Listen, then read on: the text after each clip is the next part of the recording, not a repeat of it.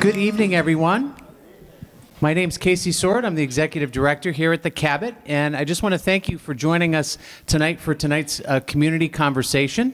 Community Conversations is a now long-running series that we've had here at the Cabot that we started about 2 years ago, and it's grown and grown over the years through tremendous partnerships that we have in our community, and today is no exception to that. So tonight's Community Conversations, we are co-presenting with the Beverly Public Schools, and we're very excited to have Dr. Andre Morgan and Dr. Dorothy Flaherty from BPS as the moderators of tonight's Community Conversation. And I do want to draw your attention to next month's Community Conversation. It's going to be called Eliminating Oppression, from Origin to the Observance of Juneteenth as a Federal Holiday. And this will be a two-part community conversation that starts on Tuesday, June 18th. We're going to have a free screening of the wonderful film Origin, which stars Academy Award nominee Ava DuVernay, followed by a community conversation the next day on Wednesday, June 19th, that's Juneteenth, to discuss the film and the significance of the Juneteenth holiday. We're still doing a lot of education around Juneteenth and why it's such an important day to our community. So please join us for that. In tonight's community conversation, this is on discrimination. This is a very, very important topic. It is pervasive in our community. It happens everywhere. It even happened on our stage here the other night with a very famous Hollywood celebrity. And I think the topic it's a very timely topic for all of us here. And I'm very much looking forward to the presentation tonight. So we're going to start it off with a short video just to get the conversation started. And thank you very much for being here.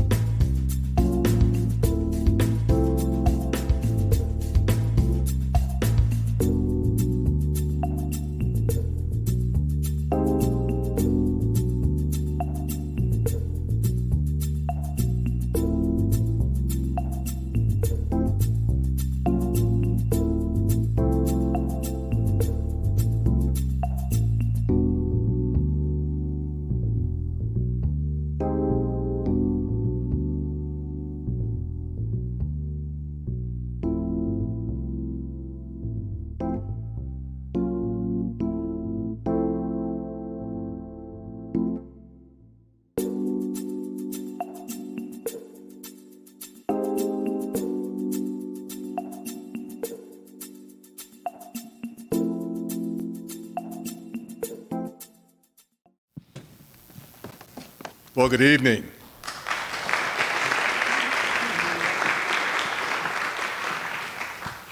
Thank you for being here to engage in this conversation this evening. My name is Andre Morgan. I lead Opportunity, Access, and Equity for Beverly Public Schools. Some of you have commented prior to the start of our program that you were interested in hearing my speech for this evening. But I assure you I am not giving a speech this evening. But I am co-moderating this discussion with some very courageous voices with the trust that you will be willing to share your own voices during our Q&A. I'd like to take this opportunity to introduce my co-moderator, Dr. Dorothy Dot Flaherty, who serves as the Assistant Superintendent of the Schools for Beverly Public Schools. Just a little bit about Dot, for those who may not know her as well. She has a Bachelor of Social Work degree from Salem State College, a Master's degree in Public Health from Boston University, and her Doctor of Education degree in Educational Leadership from the University of Massachusetts at Lowell. Dot is about to enter her 6th year as Beverly's Assistant Superintendent. And it was in her 25th year, she's in her 25th year as an educator. She has been a joy to partner with in the last 3.5 years that I have been with the district. And I work to enforce school improvement under the leadership of our superintendent, Dr. Sue Chirocek, who I know is among us today. And so we're excited to have this conversation. I will share with you that one of Dr. Flaherty's philosophies is all means all. And it's not uncommon for her to say that in any one of our leadership meetings or any staff meeting across the district. And when she says all means all, she believes in the philosophy that it means every student, regardless of background, experience, or any other form of difference. She believes that all means all drives our work, it drives our decisions, and it ensures that all students are challenged to higher levels, that all students are prepared to excel in the pathways that they choose upon graduation, leaving Beverly Public Schools as change agents. She believes that to achieve this goal, we really have to create a learning environment where all staff, students, families, and caregivers feel welcome and that they belong. Thus, she was excited to participate in tonight's critical conversation. I will share with you that about her background, a little more about her background. She, in addition to being a 25-year educator at this point, she started her career as a middle school health teacher at Masconomet. I know I just butchered that name, but Masco is what it's affectionately called. And so she was in Masco, teacher at Masco Middle School, and she left to return to her childhood middle school in Haverhill as the assistant principal and then principal of Hunking Middle School. And in 2011, she returned to Masconomet. I'm going to try it until I get it right. That's an equity issue. Is the middle school principal, remaining until leaving to come to Beverly Public Schools. So, ladies and gentlemen, help me welcome Dr. Dot Flaherty.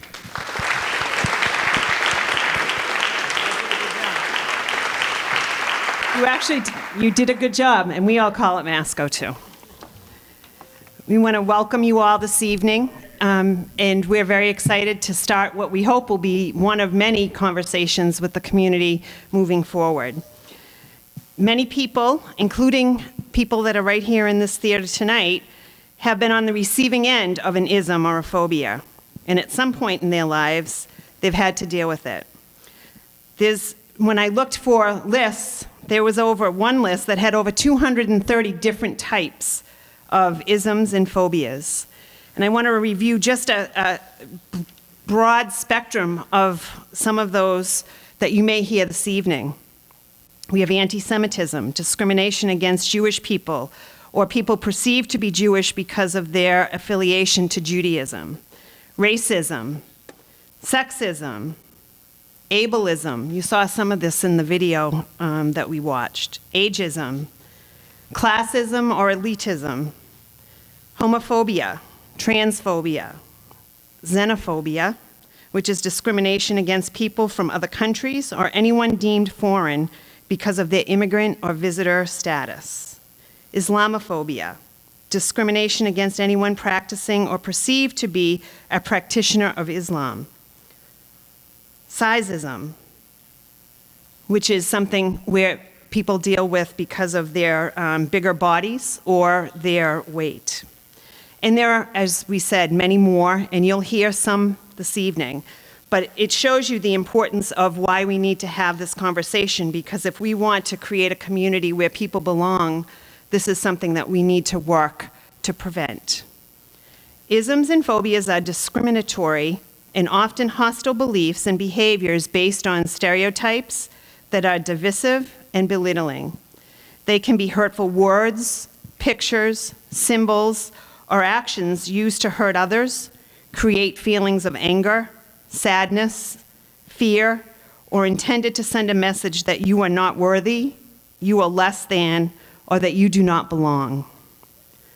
When examined closely, isms and phobias are often rooted in fear, lack of knowledge, understanding, exposure, or experience, or something that runs counter to a person's individual belief system.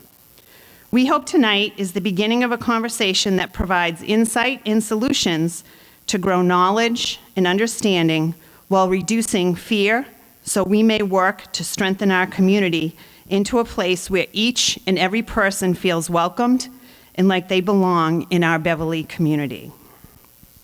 I would like to begin by introducing our panelists, and they're going to come out and have a seat, and then once we have met all of our panelists for this evening, we have a question that we'll ask, and we'll ask them to share a little bit about themselves with you as they answer that question.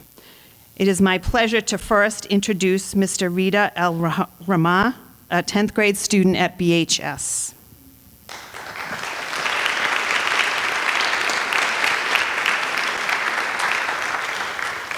Mr. Paul Casey, the Director of Humanities at Beverly High School, and also a parent in the district.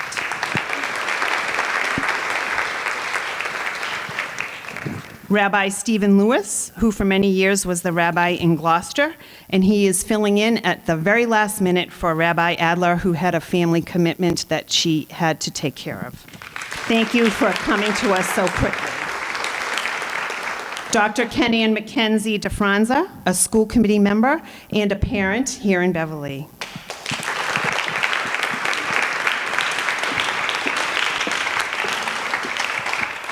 Mrs. Gabrielle Montevecchi, the principal at Hannah Elementary School, and also a parent of young people in Danvers. And Ms. Gabrielle Wickery, who is an 11th grade student at Beverly High School.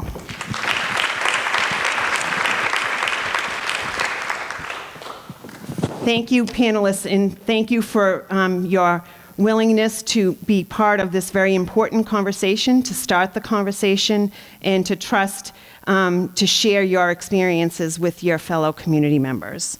What we'd like to do for our first question is to have you again just introduce yourselves and give us tell us a little bit about your background and the perspective that you'll be sharing with us this evening on the panel. And then to answer the question why you believe it's important for us to have conversations like this evening. Hello, how are you? My name is Reed Al-Rama. I'm in 10th grade, and today we're going to be talking about conversations and why isms and phobias are important and how we could fix this in this community. My name is Paul Casey. As Dr. Flaherty said, I'm the Director of Humanities at Beverly High School. Prior to this position, I've been a teacher at Beverly High School for the last 14 years, a history teacher. Taught U.S. history, world history. I also had the privilege of teaching a course called Facing History, the Holocaust and Human Behavior, which explores the Holocaust and other genocides. I'm also a parent. I'm a resident of Beverly. I have been for the last 12 years, and I have 2 boys in Beverly Public Schools. I think that these conversations are important to have because they're difficult, and so often difficult conversations don't happen. And when these conversations don't happen, what comes along with them and the hatred that is seen in isms and phobias continues. And it's only when we have these difficult conversations that we can start to combat them. Thank you. Rabbi Stephen Lewis. I was the rabbi in Gloucester for 11 years. Now I'm a part-time chaplain at Salem Hospital, and I think the experience of leading a religious community and the issues of discrimination that come up from outside the community and with inside the community are a challenge. And I think the relationship also between the clergy group for Gloucester Rockport was very powerful, and where a lot of these issues got addressed among the different faith communities. I love the fact that you're having this conversation, and when I looked at some of the questions, when it talked about belonging in our community, and what is our community? It's deeper and vaster than anyone can know, and a conversation like this allows us to understand that depth and hopefully open up to the richness of what our community is. Good evening, everyone. So my name is Kenan Mackenzie DeFranza, and I am here wearing several hats, one of which is a member of Beverly School Committee. I'm also the president of our North Shore branch of the NAACP. And I'm here tonight because I am really excited about this conversation. I immigrated to this country when I was a few months shy of 7 years old. I came from an English-speaking country, but if you've ever been to the Caribbean, you might not think you're listening to English. So I had a lot of accent challenges. But I come as somebody who came to this country having to learn about racism in the United States. I had never really experienced that before. And it became a fascination of mine throughout my education to see how that difference in perception affected our experiences, and how knowing that it was a fiction also helped me. So I'm here as a parent in BPS. I'm also here as a colleague with these wonderful people in our school committee, and also just a neighbor who many of you supported at the beginning of my school committee career through some challenging times, being a first in that role. So I feel like it's always my honor to give back and be part of these conversations. Thank you. Hi there, I'm Gabrielle Montevecchi, I'm the principal of the Hannah Elementary. I'm really grateful to be a part of the conversation tonight. I'm a Beverly native. I'm a mom of two beautiful kids, and one of whom happens to be transgender. It's part of the identity that I bring into the room tonight. My work as a school leader and as a parent compels me to learn in the seat that I'm in right now. And I hope that I can share with all of you the commitment that BPS has in leading into these difficult conversations with all of our children as we hope to make a better and more real, sustainable place for all of our children to grow and thrive in. So thank you, everybody, for being here tonight. Hello, everyone. So my name's Gabrielle Wickery. I'm a Jewish student at Beverly High School. I'm a junior. I'm in 11th grade. And I have traveled to Israel twice. I'm very connected in my community. I'm in many organizations. And I think that this conversation is really, really important because it really touches on the awareness aspect of how important these conversations are. And I definitely am really excited to be here, and I'm really honored. So if you will allow me, I'd like to throw in a little bit of an insert before we go on to question number 2. And that is, we recognize that there are feelings regarding the ongoing conflict between Israel and Hamas. And while those tensions are felt and recognized, that's not necessarily the content of tonight's conversation. That's another community conversation. But rather, this event will focus on what is happening in Beverly, and that includes our schools. We're asking each person, and this is part of my own lessons around community conversations, to listen actively, to commit to learning, to respect opposing views, and critique ideas, not the individuals. And also speaking from one's experiences and not resorting to generalizations is also recommended in order to keep our conversation respectful and thoughtful. We have a number of questions that we're going to ask our panelists this evening, and we're not asking each of our panelists to answer every question, but perhaps 2 to 3 who might answer each of the questions, because when we finish our round of questions, we want to hear the voices from our audience, hear some of your feelings and reactions to our topic of conversation on this evening. That said, question number 2, And I also want to recognize that we have some brave, courageous folks, because not everybody would be comfortable sitting up here sharing an opinion about a tough topic. So I applaud in fact, can we stop and give our panelists a round of applause?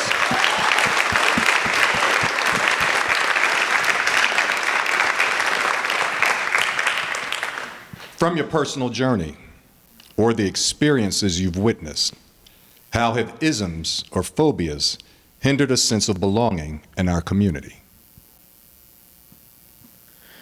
This question is really important because it makes people feel as if they don't belong in this community, and it is hard to handle.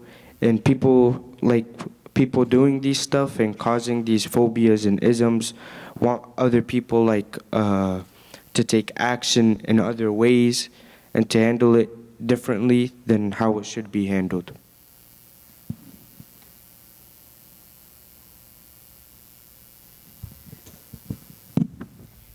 I want to share that something I've talked about in different spaces as a school leader is the way in which classism and elitism shows up in our schools. And part of the work in education that we all do together and our commitment in Beverly is to ensure that our families have equal access to every facet of what we have to offer in our schools, and that begins with the way in which we welcome our families and really thinking about how folks show up to fulfill needs for families. And the unfortunate reality is that sometimes there is a perception of a need based on the color of one's skin or a different language spoken, and it is our job as school leaders and educators to help other parents and caregivers recognize when there is a need to be fulfilled and when there is a misperception. And that is there's a lot to talk about there, but that's something that is real. I also wanted to offer that sometimes it's the fear of what's happening outside of the community that can make people untrustworthy or feel isolated within their own community. And so that's why knowing your neighbors and who's around you is very helpful. I felt this very intensely after the massacre at the Tree of Life Synagogue. Every synagogue in the country was on edge, obviously. And the day after it occurred, it was a few days later that week, I was in the synagogue and a car pulled into the driveway and stopped. And immediately you feel this incredible tension, and someone gets out of the car who I don't know. She's carrying a bag and she's walking up, and I could just feel the tension in my body, and she comes up and she's got flowers. She's going to give us flowers. She works at the museum down the street. And I realized my fear when she was approaching, because of something that happened somewhere else, can really affect us, so that we have to make sure we're dealing with the people we're dealing with, not with our projection of what might be. Going off of personal experiences in the high school, I know that last year we had swastika symbols drawn in the school bathrooms, and there's been recent protests in Beverly, and obviously you'll get the casual jokes slid in conversations, which people mean well. They don't realize that they are saying it negatively, but obviously it comes across in that way where you'll get the casual, go pick up a penny, or you'll get the conversation, and it's hard, and I think that it's a hard topic to navigate, and especially if it's a friend saying it, you don't really know how to address that in a way where you don't want to lose a friendship, or you don't want to cause a fight that you don't want to happen. So I definitely think that that's a hard conversation, and I think that I know at our high school we've done a great job at navigating those situations, as last year we had an anti-Semitism speech right after those conflicts with the swastika symbols drawn in the bathroom. But yeah, I can definitely say the personal experiences with anti-Semitism have been really hard, especially now, recently. Gabby, that's a great segue to our next question, which is, how can we create brave spaces to have difficult conversations like this with our young people, and then as adults to model the behavior that we expect from those young people? So I can start this question. When we look at, or we have these difficult conversations in our classrooms, it's often a focus of, these conversations are difficult for our students, right? Our students have a difficult time talking about things like race and racism and isms and phobias. But we also have to remember that these are difficult conversations for our teachers to have as well. So myself and Dr. Morgan were able to organize a professional development opportunity for our teachers last year, where it was just about, hey, how do you have difficult conversations in your classroom?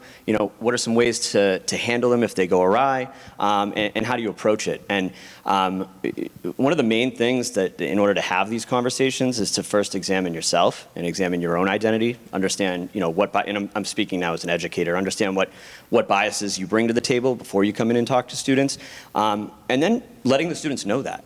And that alone humanizes a teacher. I know that sometimes, teachers, when you see them in the grocery store, they're like, in the wrong place. They shouldn't be here. But it humanizes the teacher in the classroom for the students. We've also done a lot of work in having our teachers, especially in our humanities departments, where our English teachers and our history teachers are having difficult conversations with students and on current events and whatnot, in creating classroom contracts and having the students create the contract, where they decide what the rules are and how we should approach these conversations and how to have civil discourse in a classroom, because we view our classrooms as small communities. Our school is a bigger community, and then obviously Beverly is a much larger community. So really giving our teachers some professional development to help deal with these conversations in the classroom, but also encourage our students to talk about it as well in a civil manner.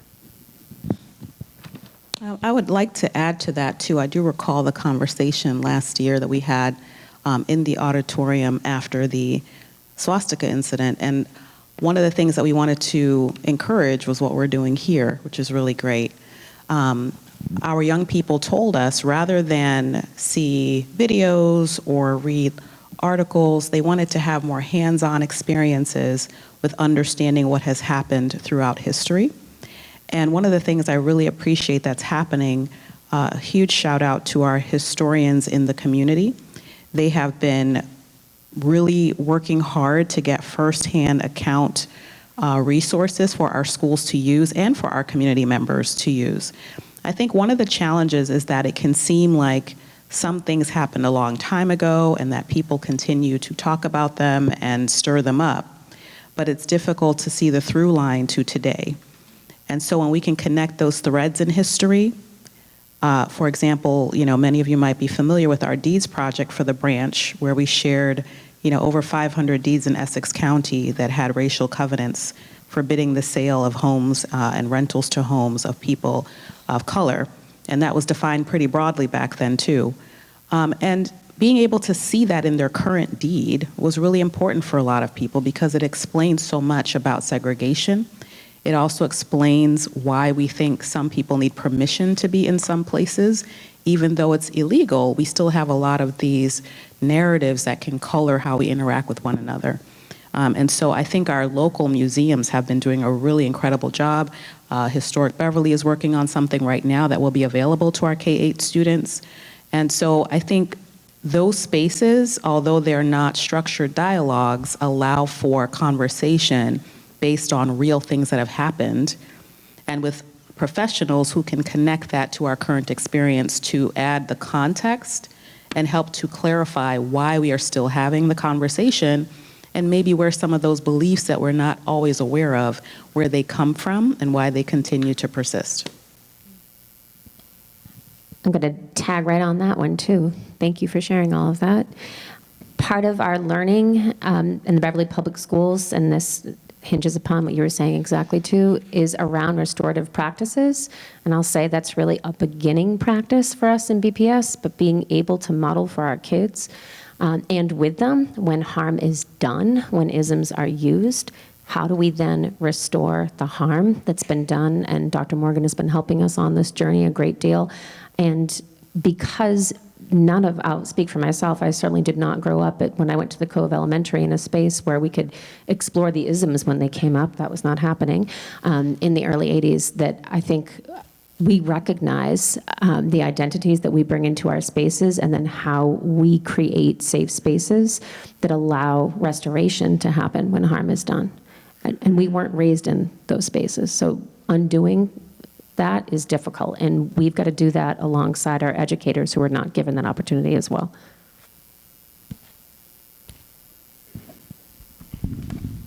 So for our next question, you know, and I had this interesting conversation with someone before the start of our panel about the folks who attend these kinds of conversations. It's like preaching to the choir.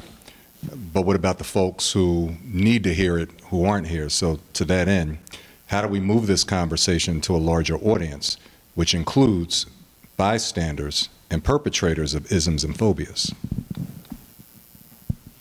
So I think a way to reach a larger like an audience is by giving out surveys or questionnaires, like for the youth to answer and see if they're like experiencing similar experiences as like us as a community, and help them achieve goals they want in this community.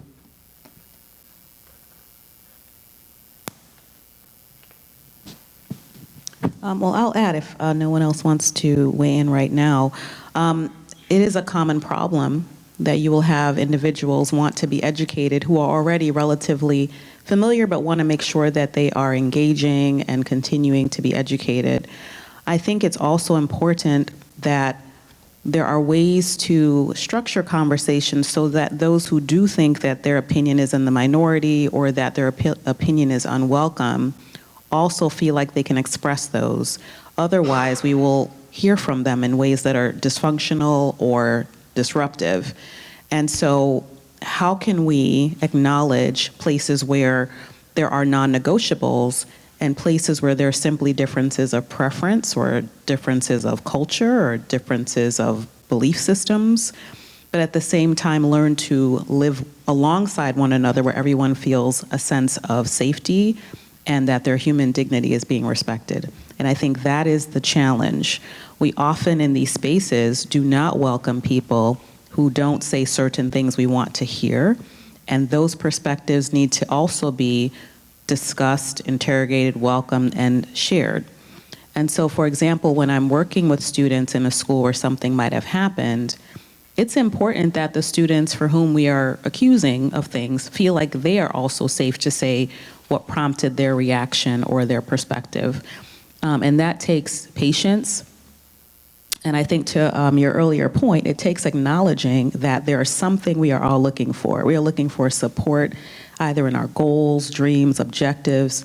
And so our young people, despite whatever behavior they're displaying, the behavior is a communication to us adults.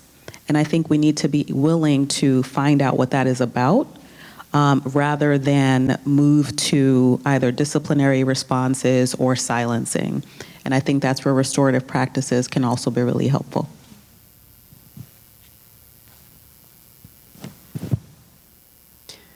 We'd like to thank all of you because you are here and you do want to listen, and hopefully you'll take the messages that you hear this evening and bring them out, and that at least starts to spread it. You know, that old hair commercial that used to be on, you tell two people and they tell two people and then they tell two people, and that's really the best way to start to move our voices and to move the dialogue. And we're also very grateful that Beverly Community TV is here recording this evening so that it will also be available to our larger community as well.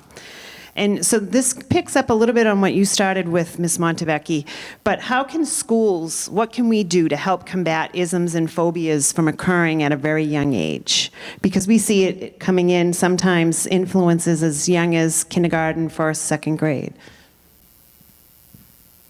So as a school leader, I've had the experience of parents before they are in our schools wanting to find out how we do or do not have these conversations in our classrooms.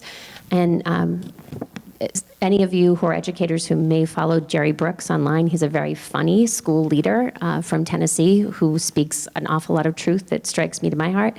But that as educators in the classroom, we have to be ready to show our heart. And there's some work that's behind that. So when little people are perhaps repeating comments, isms that they have heard in another place, they may have picked up online, they may have brought them in from other adults, that we're ready to show them our heart and that we have kind, strong hearts that are ready to uncover what's going on to help them face what's really underlying. And they are more ready to have these conversations than we are. I mean, I would say that 1,000 times over as adults. We layer all kinds of things on top of our kids when they can often come to these conversations in a very pure way that's really full of love. And they already kind of know the misunderstanding when they raise questions, but that as educators, sometimes a guard goes up instantly because our immediate thought sometimes is, should we be having this conversation right now? How will other parents perceive this if I get into this conversation right now? So I think that educators first have to examine their own hearts and be really ready with a strong, loving heart, but that we all need to know as a community that none of us are doing this work alone. And as we talk about restorative practices, there are also going to be some potential missteps along the way. But we have to be brave enough to also turn to one another when there has been a misstep to say, what can I do better the next time? I think from a leadership team perspective, from the elementary schools all the way up to the high school, we really pride ourselves in being as proactive as possible and not, having to be as reactive all the time. And of course, there's situations that you have to react to, right? We've heard about the swastika in our school bathroom last year, and our reaction was to have a school assembly and come in and have a conversation much like this, with our students and our teachers and the student body. But you don't have to react as much if you're proactive as a team. And I mentioned the professional development that Dr. Morgan and I led for our teachers. That was just one of dozens of opportunities we've had for our educators, this year and last year, especially surrounding these conversations and these topics. And it gives our educators the bravery to go into their classroom and then to have these conversations. And like I said, if we're being proactive, we don't have to react as much. We'll still have to. But we're setting the stage for our students to really understand where these things come from, why they happen, not so much just pointing out that they have happened and that's terrible. Okay, what do we do now? Instead, it's why do these things happen and how can we prevent them from happening? I love that comment. I just want to underscore that because we don't want to create a classroom. We don't want to create a school district. We don't want to create a city where we all pretend these things don't happen here, right? So that really resonates with me. How do we prepare ourselves to have those conversations with kids who are also ready to go out into the world and have these brave conversations? I think just to expand on that a little bit, that when we talk about this work, difficult conversations also mean messy conversations. We're not going to do it perfectly the first time through. And so I think as leaders, creating an environment where students and teachers feel safe to take risks and know that if they make a mistake, it's okay. We're going to help you to get through it, and we'll work to correct it. But I think that is one of the things, Dr. Morgan, you and I have talked about that we run into is people are afraid to say the wrong thing or they don't want to hurt somebody, and so they just ignore or they back away from the conversation because it's too scary to get in the middle of the mess. And so we're here to try to send the message that if we want to have these conversations, there will be mess, but it's okay. We're going to be there and we'll work through it together. Do you want to expand on that a little? And Dr. Flaherty, to even build on your comment, around these conversations being messy, because part of the mess is that many people have been the victims of phobias and isms. Some of you have children, including those on the stage, who have fallen victim to phobias and isms. And it's hard, and because it's so daunting, it's hard to give a response in terms of how to deal with it. So that's an entry point to engaging in these messy conversations, if you will. To that end, to our panel, What is the best way to support a person who is a victim of an ism or phobia in schools or in our community? And the second part of that is, how can you support a victim if you're fearful to do so? I think one of the best ways to support a person who is a victim of an ism or a phobia is just to make them feel heard. I feel like it's a hard time. It's a hard thing in general for someone to come out and say their opinions or what they're going through. So just making sure that they know that they're being heard and that you're there for them. And going off of that, I'm kind of going to reword the second part. But how can you support a victim if you are fearful? But how can you support someone that's fearful themselves? So how can you support a victim that is afraid to come out and say what they're going through and what they're seeing and what they're feeling? So I feel like it's really important to make sure that the students are aware of their outlets and that you're there for them and that that they have your support 100%, and making them feel okay to speak about their emotions and just to let them know that it's okay to feel what they're feeling and that it's completely heard and that they're a part of the community and that you want them to be a part of the community and that you just don't want them to be feeling that emotions. I'd like to add a comment about a form of ableism that I think we are all familiar with, but probably didn't come up as much, and that's just, managing neurodiversity with our students. A lot of our students have that intersectional reality, and they are themselves learning about how they think and how they learn and process information, and that could also be the source of a lot of bullying and misunderstanding. So I think in that instance, what often can be helpful is those self-advocacy skills. We would expect to be able to engage with the adults who are supporting the student and so forth, but I think it also is empowering for those students to be able to be clear about how they learn and what they need so that they continue to be advocates and feel empowered. And I think that's really important as well as we're encountering just more misunderstandings because people communicate and process information differently. And it's not often understood because we're trying to consider confidentiality. We're trying not to highlight difference in that way. But I believe that sometimes the silence can also leave students feeling like they're on their own with regard to responding to comments about maybe the way that they are learning and that the ways that they are communicating differently to other students. So I definitely think self-advocacy and affirmation and helping them to do that for themselves is really important. Tag on to that. Well said. Along with that, our students often don't have the experience of seeing folks like themselves represented in the curriculum materials that are presented in front of them, and kids have a lot to say about that. We don't often stop and ask them, would they like to see more Jewish heroes in the literature they read? Would they like to see more trans historians represented in the literature that they read or in any content area? But kids have a lot to say about that, and that in and of itself is a way to further marginalize folks when they're only seen through oppression lenses. And a piece that is a part of the work that we're doing and will continue to do is not simply continuing to marginalize by pocketing groups into months. And representation in a certain month is a great starting point, but that's not the beginning or the end.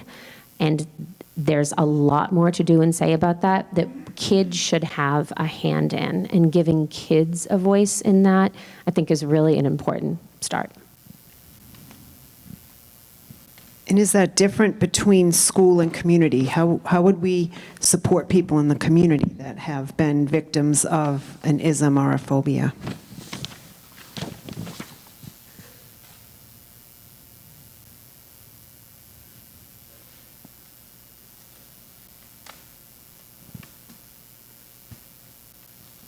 Well, this kind of triggers me, so I'm going to be I'm going to take a deep breath first.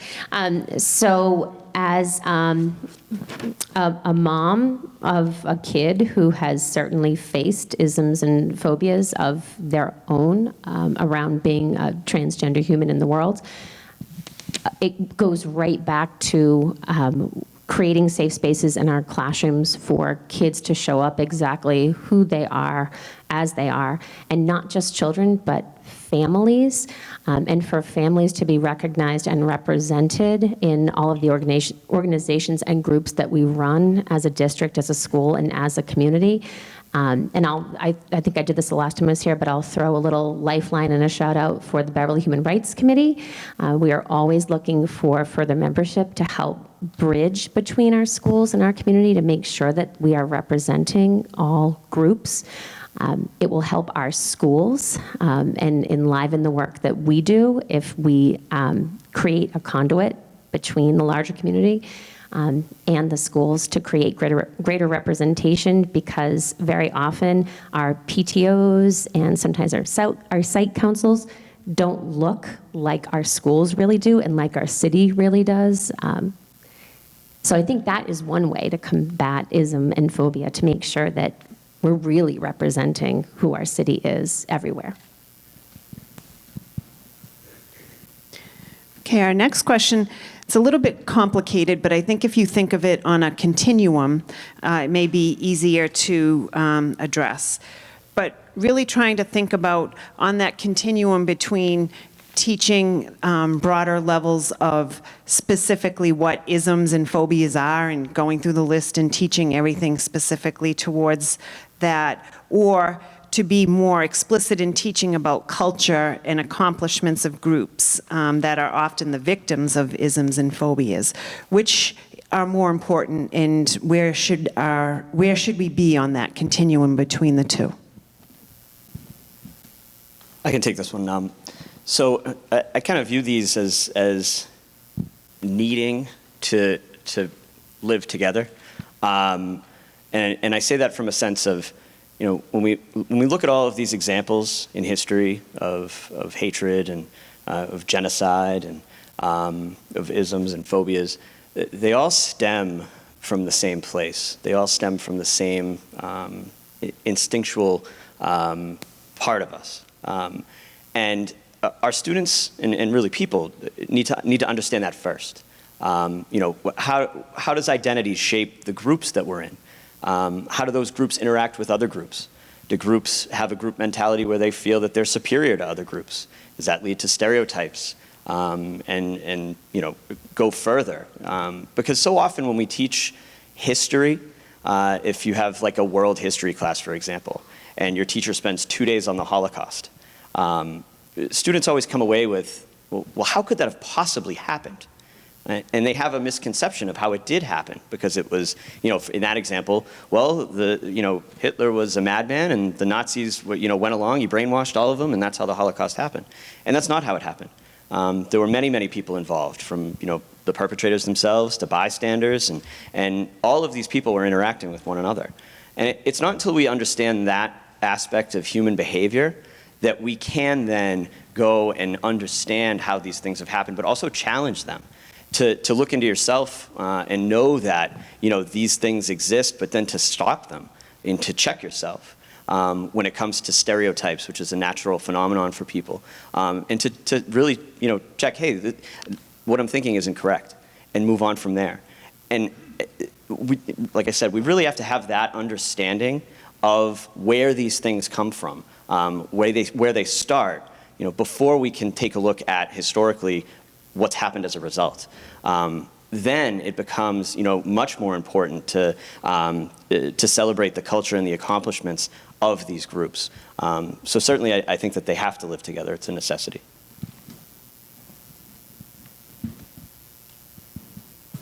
Well, I'll take this one as well. Sometimes, February comes around, and we get asked things like, why is there still a Black History Month? It started out actually as Negro History Week, so it's definitely advancement that it became a month. What I would say is that I would love for us to not need a Black History Month. However, I think over time, as groups felt like their stories would not be told, we have adopted weeks and months, and now we have overlapping weeks and months, and dates are shifting to accomplish and include everyone's weeks and months. But it is simply a way for acknowledgement to happen, and I think ideally we're talking about an opportunity to be less siloed about it and to see our histories as integral.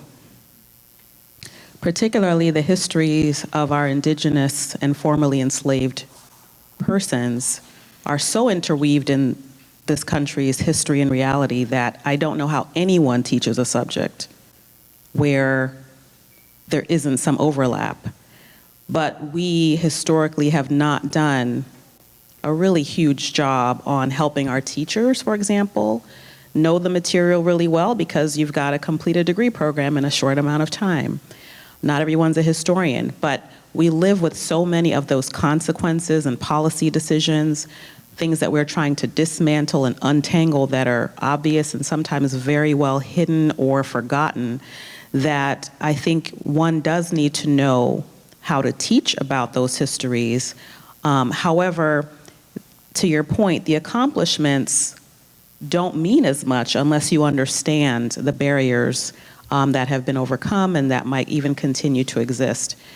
So I really think that it would be terrific if we had ways to integrate this knowledge and recognize the persons who were here before immigrants came in the early 1600s, and those who worked for free were here, hundreds of years doing that, and how that built our great nation.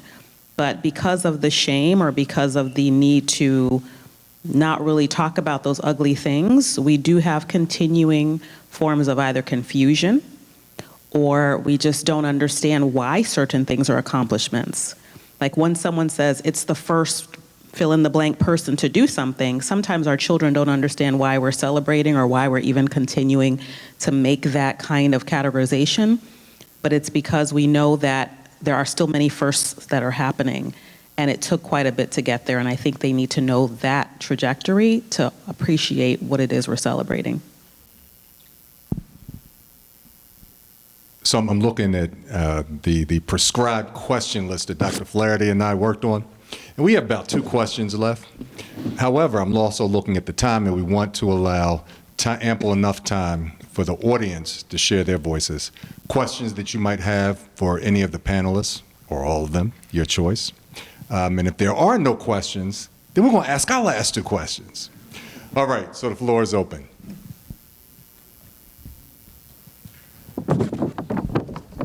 So my question is for anybody who wishes to address it is, what can we do when it is such an effective political shorthand to tap into the phobias and the isms to engender a base from which politicians will go forth? What can we do?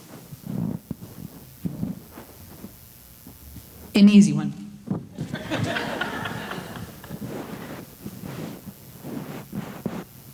I would say get involved in political campaigns. That's where you can hear your voice to be shared. And then you start to shape the message of your candidate if they want your support. I'll go back to representation on this one. And as Dr. DeFranco was speaking, I keep thinking about who's delivering the history, who's in front of our kids in classrooms. We all recognize as a school district, we have a long way to go in terms of representing who's delivering content. And the lived perspective that folks bring to the classroom has an awful lot to impart to our young people. And if we were able to do a better job there, then perhaps we would do a better job in Beverly right here, talking more about people and not isms.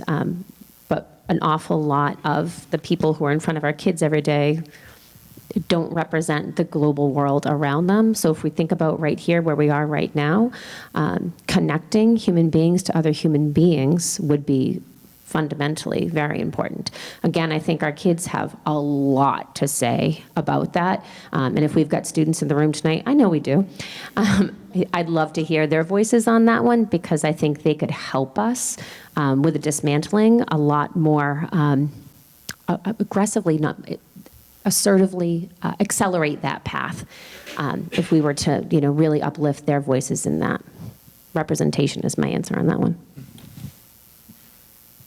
And I would just expand mine to say, spread the power of voting.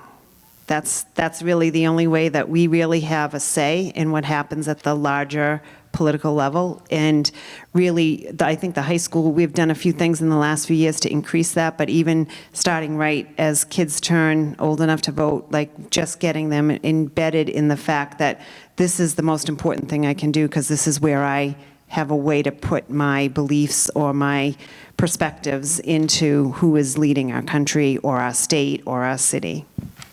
And I would just to stress that, explain the importance of local politics versus national politics. The irony behind voting is that the more local the politics are, the less people that vote. And it's the politics that affects you the most on a daily basis. So, to really, really stress, and this is for everybody here too, make sure you vote in your local elections. They are so important. And so much more important, I think, than people realize. But it's something that we really try to stress with our students as well. I have a question. What are you going to do to help the stuff that's not? What are you going to help with the stuff that's not good that's going on? You said it's going to stop. How are you going to help that so it comes to an end?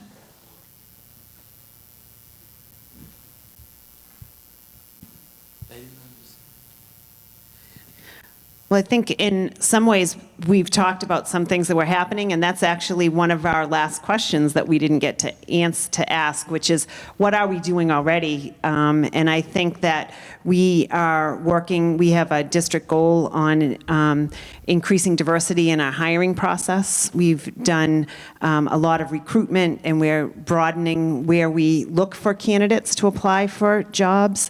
We look at trying to expand our LPAC group that we have that brings more of our families that are coming in from other countries or have not necessarily Beverly or the United States is not their original countries. Trying to make sure that we're reaching out to families that we have in our offices when they come, that we have ways to communicate, and so that we're not turning people away because we don't understand them. We've done a lot of work. Our L director, Caitlin Beleza, has done a wonderful job of making sure that there's ways right within the office or for meetings that we're making sure that we have communication styles. We're encouraging people to become involved. So, and that's on the involvement side. We have just finished upgrading our ELA curriculum from K through high school to try to make sure that we're reflecting more diverse, and we always have work to do on that, and the diversity will change as the years go through, but trying to make sure that our students are seeing themselves reflected in the curriculum, and also controversial topics so that it starts some of those difficult conversations that were easier before to just kind of avoid are now right within. I've heard stories of the conversation going from classroom to being carried on in the cafeteria, and that was really what our goal was, is to get people engaged in the topics and to foster conversation. Do you want to add anything to that, Paul? No, I was kind of saving my thunder for the last question on that one, but if Dr. Morgan wants to skip me on the closing question, I can bring that in now. We're very proud that for our current class of 2027, which would be their current freshmen, we are implementing a required course for them in 12th grade.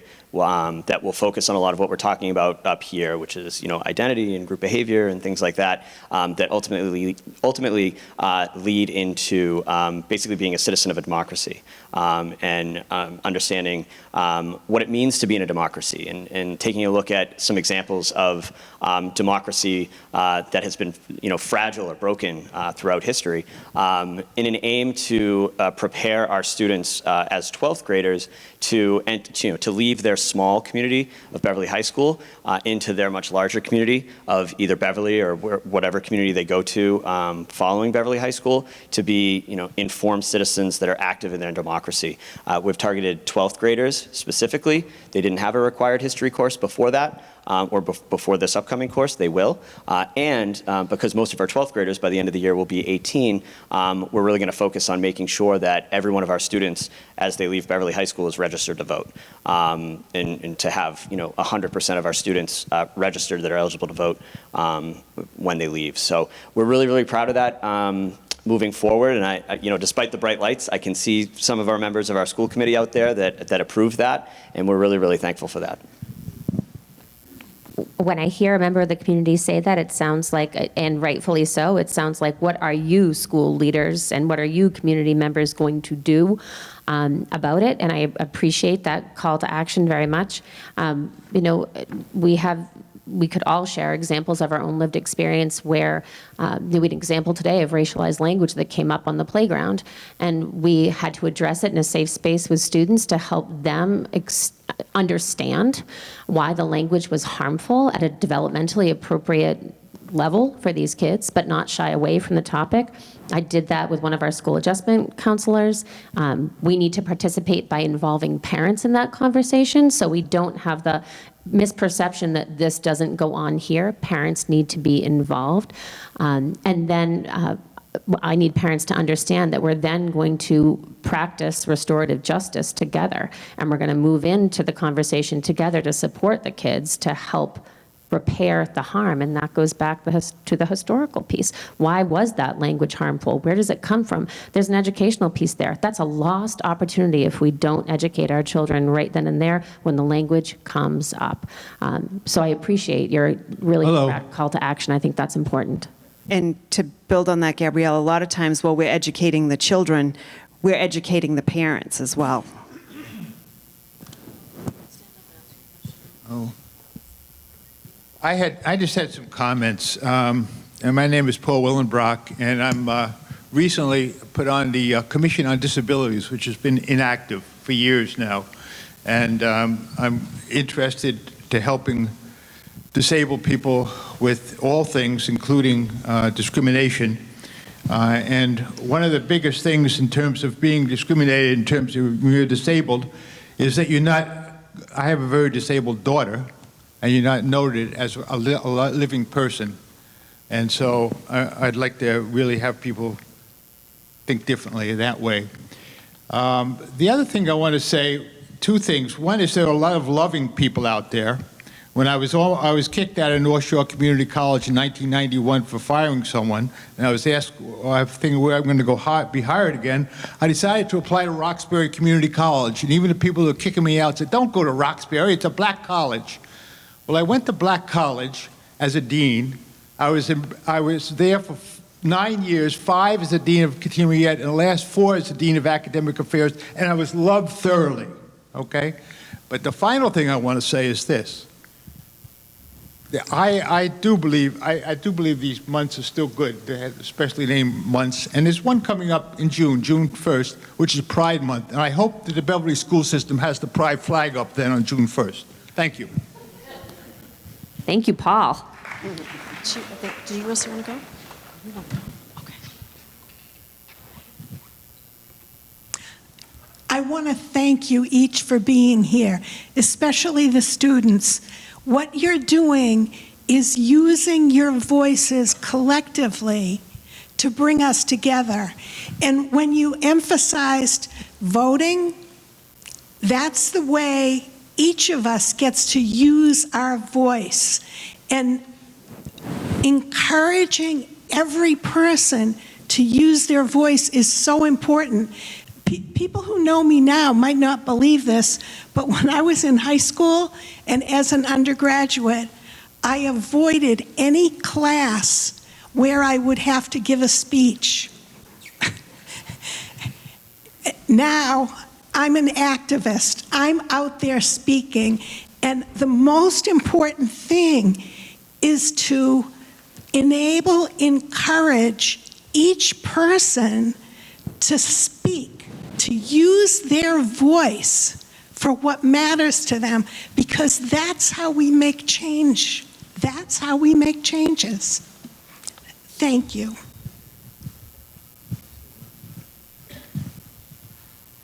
Hi. I have been blessed and have the pleasure to go around the North Shore and teach a specific history that is based around slavery.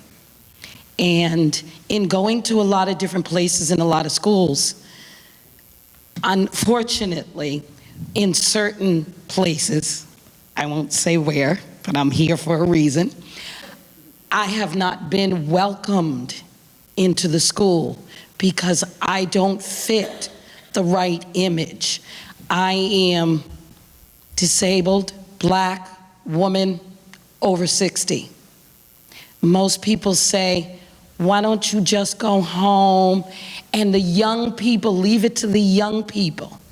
Well, many people don't understand history, they don't know it. So how can you teach it if you are not having the experienced people who understand how to teach it and what to teach? If you're closing the doors to them, how are you going to fix this? Because it does happen here in Beverly. I love it here, though. Gotta make sure I say that. I love it. You're right.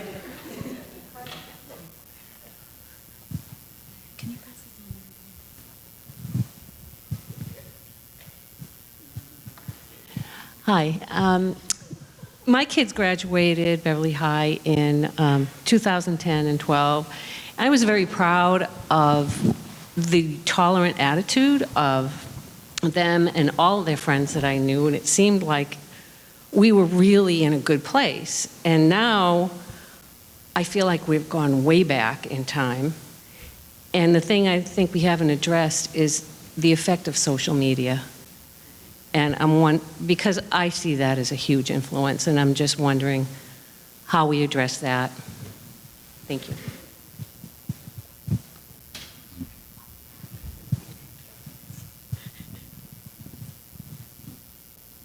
I agree with you.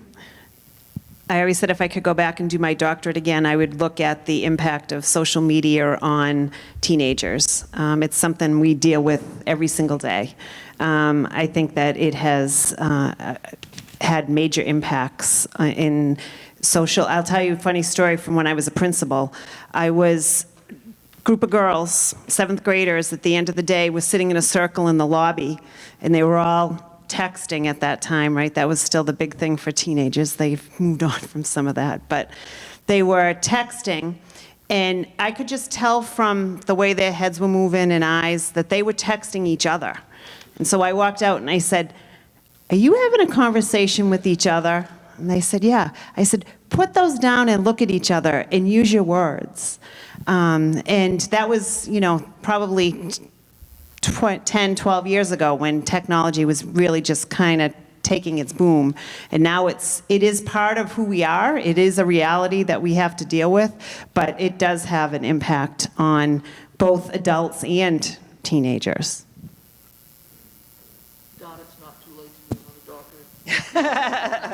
We talk to kids a lot, at very, very little kids, about what they consume is what they become. I feel like I talk to kids a lot about that, and they'll say, "What do you mean by that?"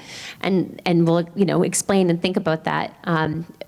Very often with parents, there's an obvious social need that parents feel. There's a misunderstanding that their kids are going to be left out socially if they're not giving their child an iPhone at grade 1. And that's a lot of the conversations that we have with parents, because there's a definite social pressure.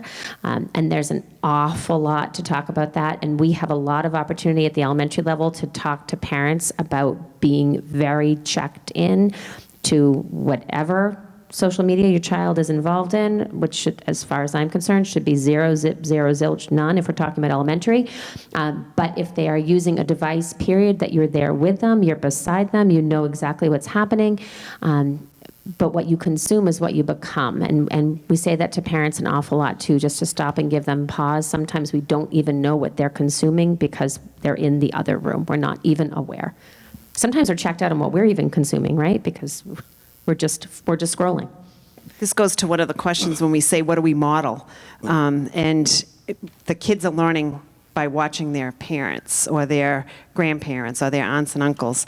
We were at a dinner. There were a table next to us, 5 people, 2 adults and 3 kids, and all 5 of them were sitting at the table on their social media or on their phones. So we as adults need to think about what we're modeling for younger people. And I do think it goes back to kind of that the human behavior piece with being a bystander or being an upstander or a perpetrator, and also kind of a layer of protection, a layer of responsibility that, social media creates that layer of protection for a perpetrator. It also creates kind of a huge separation for a bystander. Someone's less likely to stand up and be an upstander on social media than they are, in a real life situation. And I think it does speak to the need for education for our students and in how to combat that. Just because Gabby's sitting right beside me, and I don't like to talk about things that, like, I'm sure that you're so much more in touch with than the rest of our sitting up here in terms of age. But the other piece too that I think is interesting with young people that is important for us to all recognize is that oftentimes kids are going towards social media because they're finding their people. That's where they're finding their people, right? Do you want to? I'm leading you into that question, but I feel like you've got more to say than we would. Yeah, so I definitely think social media has its pros and has its cons. Like, social media has provided society with many valuable things. But I do think the hardest thing about social media is separating it from reality. And I feel like many people think that what they see on social media is real, whether it's a post on Instagram, body, like you think that someone is like that in real life, but they're just showing the best parts of their life just on that screen. And it's also the misinformation effect. So as we're talking all about the isms and phobias now, you see on social media, you'll see something going on and you think it's real, but there's so much more to what's happening. So it's just really, obviously, social media has provided us with so many great things, but then there's also the other aspect, and it's just being able to separate it and being conscious of what you're seeing on social media. And hold on, we're just starting AI. Yeah, yep. So I'm looking at the time. Just one more quick question. We have one more question. I'll be very quick. I love that you've talked about professional development for teachers, but I'm curious, what opportunities are there for parents, for community members to be trained to have these difficult discussions? Because I think we shouldn't just be relying on teachers. And so I don't know if we have the answers here, but I think that's something that's really important and part of why I came, because, I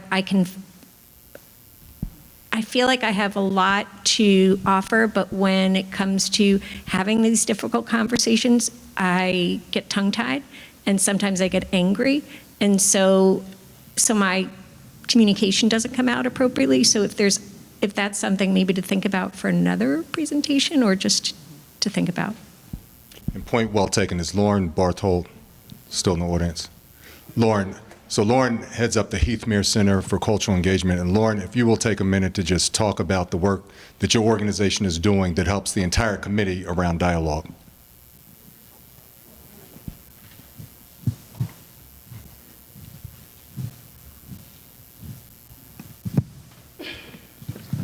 Thanks for getting in your exercise for me. Thank you, Dr. Morgan. I'm Lauren Bartold. I'm the Executive Director of the Heathmere Center for Cultural Engagement, and part of our mission is to help communities have these sort of conversations, but in a smaller, more facilitated setting, so not really on stage, which we've heard a lot of great personal stories and information, and it's been really helpful. So a way to sort of take this deeper is to gather with in smaller groups. And this year we've had the privilege of working with 12 youth from Beverly, and we have just started the Beverly Dialogue Youth Corps.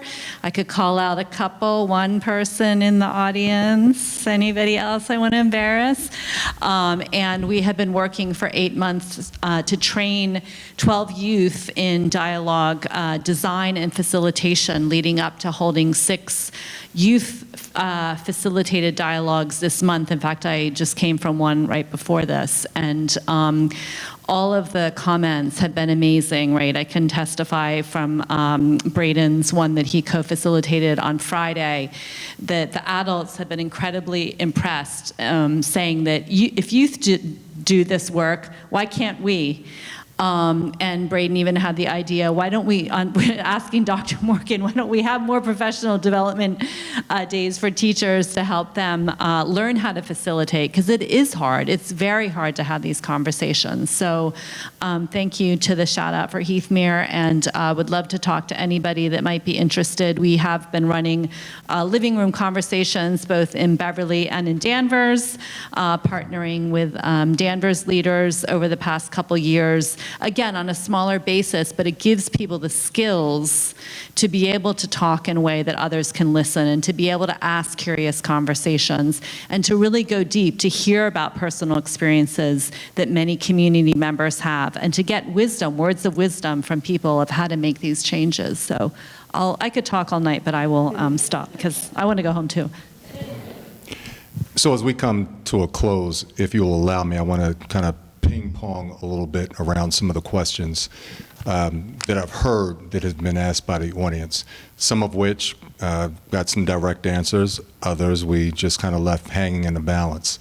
But I think I want to try to answer those as honestly as I can, if you'll allow me, because that's the point of a community conversation, right? And from the first question that was asked around changing the structure of politicians and adjusting the vote, kind of a restructure of the question.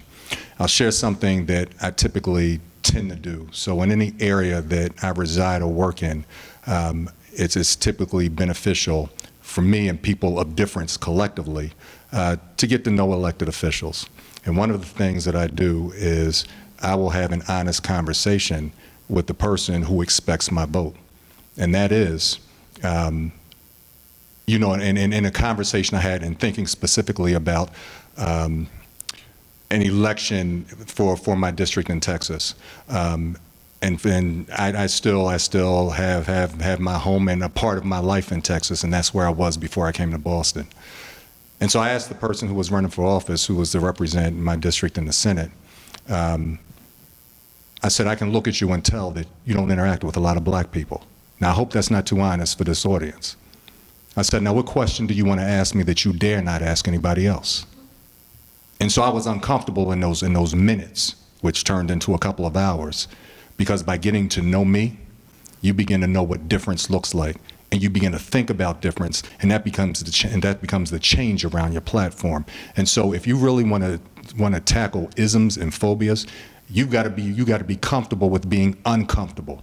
And so many of us, while we like the idea of eradicating isms and phobias, we don't want to sit in the seat of discomfort because it doesn't feel good. And sometimes it can be traumatic. But you've got to think about it's not about you, it's about the impact for other people. And so to the question I heard in the back about what are you doing to stop it, number one, you've got to look the problem right in its face. And you can't walk away from it. And then you've got to decide what plan of action do I want to undertake in order to address it. And sometimes it's not an easy address. In fact, when you're doing this kind of work, it's never easy, it's never comfortable, it's more frustrating than not. And more often than not, you want to walk away from it. But you've got to think about what the impact is. And that becomes the key. To the question from my friend in Salem, is it Doreen? All right, so I got a fairly good memory. And so hearing the issues of racism and ageism and being locked out from sharing messages, again, I go back to the idea of the impact. Why? And we had a question that we didn't get to. I'm sorry, Gabby, that I just reached off me. All right. Thank you for being understanding. And the question was, what should be the focus of unmasking the isms and the phobias? And so I think that part of that is really understand what the impact is of unmasking that message or that history, if you will. The other thing I would share is that when you're tackling isms and phobias, and the same applies for the last two comments, not only do you have to look it in its face, not only do you have to develop a plan of action, but you also need collaborators. Nobody can do this work in a silo. Nobody can do it alone. And if you really want to move change, you've got to have a partnership with people. One of the biggest lessons I learned, and Abu, I'll call you into the conversation because we've had conversations about this, is in doing the work of difference, if you will. One of the things you've got to understand is that the message that you give, no matter how articulate, isn't going to reach some groups of people. And so you've got to get people on your side and in your corner in the allyship to be able to share that message. And so I'd love to be able to think that I can convince anybody to change their perspective around equity, but the reality is there are some messages I can't give that would be received. There are some messages that I've got to partner with my superintendent to say, you share this message because you're going to get a greater response from these groups of people than I would ever get. And so that's kind of like the understanding that you have to have, is that you've got to have collaboration. And your collaborators, they all have to look different from you. In terms of Beverly posting a pride flag, yes, we do have flags that are posted around our district, but it's more than just putting up a flag and sharing, okay, well, because we put up a pride flag, we're woke. Or we understand what it means to deal with difference. We still have a ways to go, because part of putting up a flag means that you've got to educate people. Part of putting up a flag means you have to have those conversations with parents who drive by who don't even want to see that flag posted. And so you've got to be able to deal with the education piece of it, and that becomes very fundamental, because if you want people to change their mindsets, you've got to educate constantly. So we're not just educating in the district with our students, we've got to educate parents. And the way we educate parents is each time that we do some type of event that we know is going to ruffle feathers, we've got to talk to parents about it. And we've got to educate parents to say, this is why we're doing it. So the why becomes important, and that's the last part of it. You've got to know your why if you're going to unmask an ism. I know our time is wrapped up, and I know we have asked our last question, but I've tried to ping pong around to address those questions that may not have had a response to them. And in terms of social media, that is definitely a partnership. We can't eradicate social media by ourselves. We need the support of an entire community. And kids can't be siloed off to do their own thing, right? You know, it takes all of us to be interacted and interested in what kids are looking at. You know, one of the greatest lessons I learned, I go over to our middle school and I ask students, how do I get on this platform? And they'll tell me in a matter of 3 minutes. And I'll go in and I can see all kinds of stuff. And that becomes an education piece, because you got to know what the problem is before you tackle it. All right, I've said my piece. I've tried to wrap up and hit every response. Thank you for joining us this evening. We'll be having some more conversations. Stay tuned.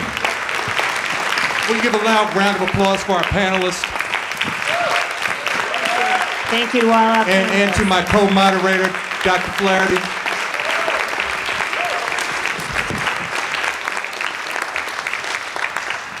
And thank you to all of you for coming.